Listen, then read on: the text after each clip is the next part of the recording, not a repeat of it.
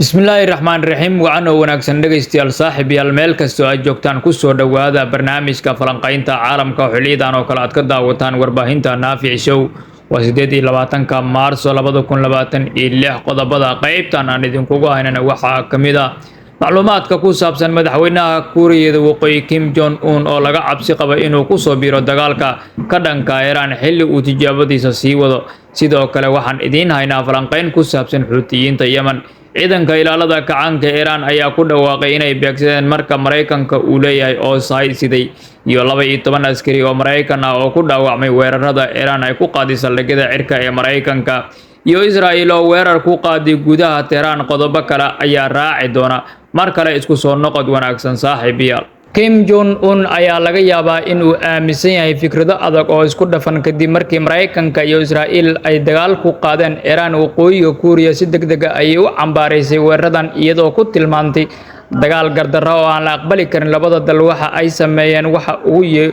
ay ugu yeereen isbahaysiga dhiiga ku dhisan oo ka dhan ah Mareykanka iyo Israa'iil tan iyo 1979 waxaana markaas kadib ay dhiseen iskaashi ku saabsan horumarinta gantaalada Iran sidoo kale waa meesha ugu weyn ee loo dhoofiyo hubkan Kuuriyada Waqooyi sida uu sheegay diblomaasi hore oo Kuuriyada Waqooyi u dhashay oo la hadlay BBC-da iyadoo magaciisa aan la shaacin si kastaba ha ahaatee falanqeeyayaashu waxa ay sheegayaan in labada awoodood ay waqooyiga Kuuriya ka dhigeen mid faa'iido badan siisa Iran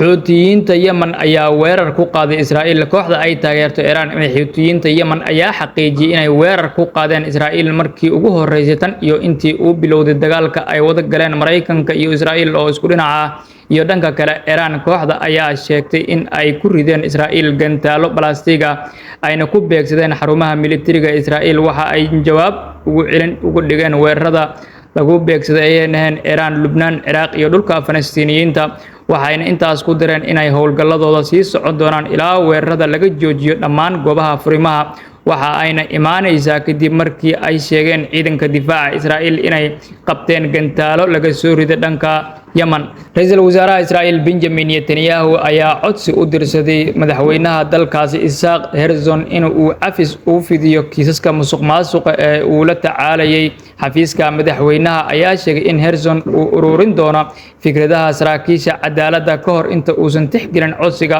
kaas oo xambaarsan cawaaqib xumo weyn Netanyahu ayaa 5 sano ee la soo dhaafay wajahayay maxkamad ku saabsan eedeynta laaluush khiyaanada iyo ku xadgudubka amniga oo ku saabsan 3 kiis oo kala duwan waxa uuna beeniyay in uu khalad galay sida uu sheegay fariin muuqaal ayuu ku sheegay in uu doorbidi lahaa in uu arko geedi socodka oo dhamaanaya laakiin danaha qaranka ayaa wax kala dalbaday ayuu si raaciyay hay'adda FBI-da Mareykanka ayaa maanta xaqiijisay in la jabsaday xogta gaarka ah ee agaasimaha FBI-da Kash Patel iyadoo jabsadayaasha ay fuliyeen kooxo xiriir la leh Iran oo lagu magacaabo Handala kuwaas oo shalay baahiyay sawirro ku jiray mobilka agaasimaha FBI-da Mareykanka hal qof ayaa ku geeriyooday 4 kalena waa ay ku dhaawacmeen gantaal ay saaki soo riday Iran oo ay ku dhufatay Tel Aviv sida ay warisay Al Jazeera oo soo xiganaysa warbaahinta Israa'iil docdo kale 12 askari oo Mareykan ah ayaa ku dhaawacmay weerar ay Iran ka fulisay saldhigga cirka ee Prince Sultan oo ku yaala dalka Sacuudiga sida ay warisay CBS News banka Donald Trump ee ahaa in 10 maalmood kala dib uu u dhigo weerar kasta oo lagu qaado xarumaha korontada ee Iran ayaa loo arkaa tallaabo muhiim ballanqaadkii hore ee madaxweynaha Mareykanka ee ahaa in uu ku guuleysto waqtiyada kama dambaysta ayaa ahaa mid aan xasiloonayn inkasta oo uu mar labaad kordhiyay muddada hakinta weerarada haddana ma cadda in tallaabadan uu qaaday ay ahayd mid uu Tehran ku mashquulinayo ama waqti ku dheereysanayo kadib markii Trump uu ku hanjabay in uu gabi ahaanba burburin doono kaabayaasha tamarta Iran haddii aysan furin marinbiyoodka Hormuz Tehran ayaa ka digtay tallaabad la mid ah tan ka dhanka xulafada Mareykanka ee khaliijka ciidanka Iran ayaa hadda ku dhawaaqay inay beegsadeen marka Mareykan oo sahay u siday ciidanka Mareykanka oo ku sugnaa dekedda Salaah ee dalka Oman sida ay warisay Al Jazeera oo ka soo xiganaysa war saxaafadeed ka soo baxay ciidanka ilaalada kacaanka Iran dhinaca kale falanqayn uu sameeyay qabiir ka faalooda bariga dhexe Xuutiyiintu haddii ay weeraraan badda cas xaalku waa sii xumaanaya qabiir dhanka bariga dhexe ayaa sidaas yiri Free al-Muslimi oo cilmi baara ka tirsan White House ayaa sheegay in ku lug lahaanshaha cusub ee Xuutiyiinta ee colaadda ay leedahay muhiimad aad u weyn maadaama ay ku fadhiyaan marin kale oo aad muhiim ugu ah ganacsiga caalamiga taa oo ah badda cas. Xuutiyiinta weli si cad uma aysan sheegin inay weerari doonaan badda cas, ayuu u sheegay barnaamijka Today ee BBC Radio 4. waxaa laga yaabaa inay isku dayaan inay iska ilaaliyaan weerar kale uu Mareykanka ku qaado. Sanadkii 2025 madaxweynaha Mareykanka Donald Trump ayaa bilaabay olole duqeymaha iyadoo ay ka qayb qaadatay boqortooyada Ingiriiska si looga hortago weerarada Xuutiyiinta ee gobolka. waxaa wax laga weydiiyey sida ay u carqaladeyn karto haddii la sameeyo xanibaado kale oo wax ku ool ah iyadoo ay horey u jireen hanjabaadyo ka jira marinka Hormuz sida uu qabo Free. dhinaca kale falanqeeya Free ayaa ku nuuxnuuxsaday waxa uuna sii raaciyay hadalkiisa, waa riyo xun, hore ayaynu ugu jirnay riyo xun, tanina waxa ay kasii dhigi lahayd mid ka sii daran. dhinaca kale Israa'iil ayaa saacado ka hor ku dhawaaqday inay duqeymo culus ku qaaday Iran inta uu socday weerarkan. waxaa la beegsaday jaamacadda Amir Kabir oo ka mid ah jaamacadaha farsamada ee ugu waaweyn uguna qadiimisan Iran. jaamacaddan waxa ay soo saartaa khubaro maamula qaybaha muhiimka ah ee hay-adaha dowladda Iran, sidoo kalena waxaa loo arkaa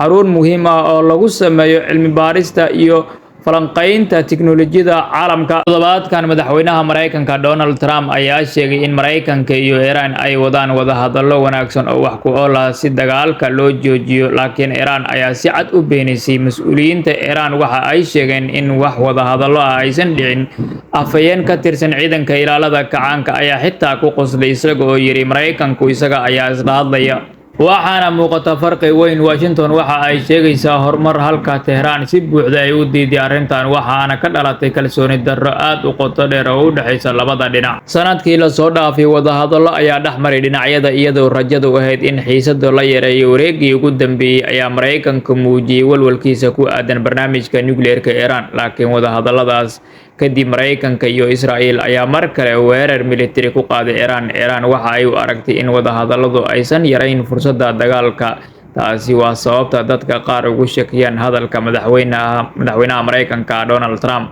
si kastaba ha ahaatee, diidmada Iran macnaheedu maaha inay gebi ahaanba kasoo horjeedo wadahadallada. xitaa dadka taageera diblomaasiyadda waxa ay dareemayaan cadaadiska dib u bilaabista wadahadalladu waa arrin halis ah, mana jirto cadeymo muujinaysa in markan ay wax ka duwanaan doonaan sidii hore. Baro luqadda Ingiriiska maanta adigoo kalsooni sare isku qabo. hadda waxaa la joogaa xilli Ingiriisku uu noqday luqadda ugu muhiimsan ee lagu shaqaysto, waxna lagu barto, laguna safro adduunka oo dhan. haddii aad ku riyoonayso mustaqbal ifiya oo furan, barashada luqadda Ingiriiska waa furaha kuu horseedaya guul iyo fursado aan xadidnayn. macadka barashada luqadaha ee Blue Screen Online wuxuu ku hayaa koorsooyin luqadda Ingiriiska oo ka kooban sida bilow, dhexdhexaad iyo dhammaystir. koorsooyinkan waxaa si xirfadaysan kugu baraya macallimiin xirfad leh, iyadoo xoog lagu saarayo ku hadalka luqadda Ingiriiska si kalsooni leh, qorista iyo akhriska si habboon oo sax ah, maqalka iyo fahamka luqadda si qoto dheer, xirfadaha nolosha iyo shaqada ku salaysan. haddaba haddii aad danaynayso barasho barwaaqo ku horseedo, ka bara Blue Screen Online oo guji calaamadda WhatsApp ee hoose.